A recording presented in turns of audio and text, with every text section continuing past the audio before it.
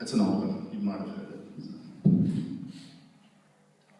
My father was one of the first Pacific Island students to receive a scholarship to Massey University.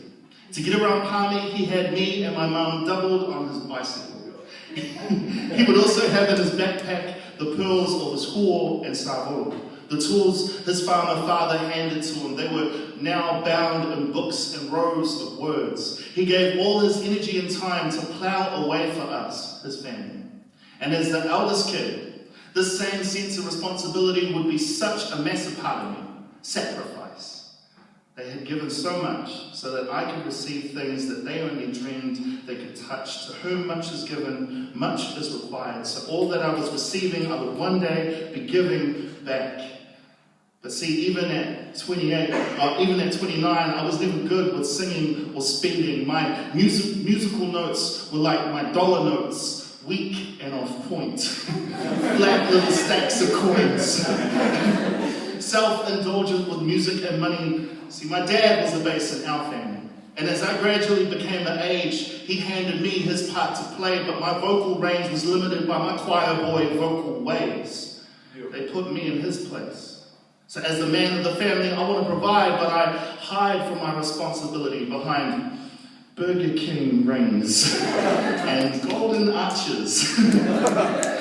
Throwing money away to satisfy my hunger for good old Kentucky breasts and thighs. Made sure I shouted all my friends with feeble things like cokes and pies. But mostly, it was all to myself. On my own. None of the folks at home needed to know because poverty and contentment never equaled to my stomach's fulfillment. I harbor all the self-indulgent money spending on self and not giving enough of myself. If wealth was an indicator of my priorities, then my stories would have been written on receipts, 29 stories long, and at the top would be myself like King Kong leaning on the top of the penthouse suite of the first verse of songs, waiting for the crescendo's outros anthem of I'm sorry, sir, your card declined. And I say with shifty eyes, oh yeah, I'll just go to my car and get the other card. See, I pass the part of no return, casually watching my hard-earned money burn, setting fire to my ego. But I exit on that note as I spit, as my spirit drops and voice rises to falsettos, as I struggle to let my lady know that I can't hit those notes no more.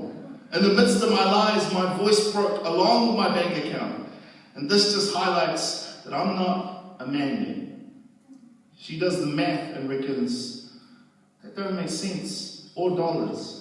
How could you spend all your pay in less than a day, see the bills due and say, I'll pay it? With what, son? She says. Your intentions?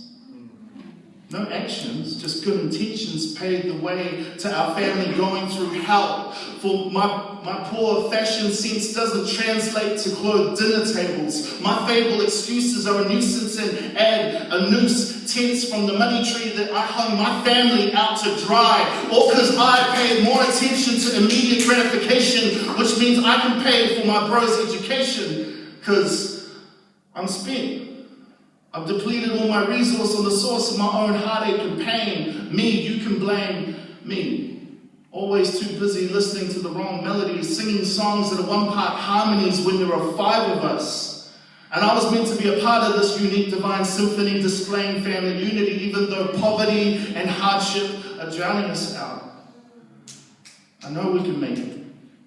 I need to play my part and get my crap together, leave little choir boy ways, hit my knees and pray, and start getting in tune with heavenly wisdom that sings. This is my prayer in the harvest, when favor and providence flow. No, I've been filled to be emptied again. The seed I've received I will sow. This is my prayer in the desert, and all that's within me feels dry. This is my prayer in my hunger and need. My God is the God who provides.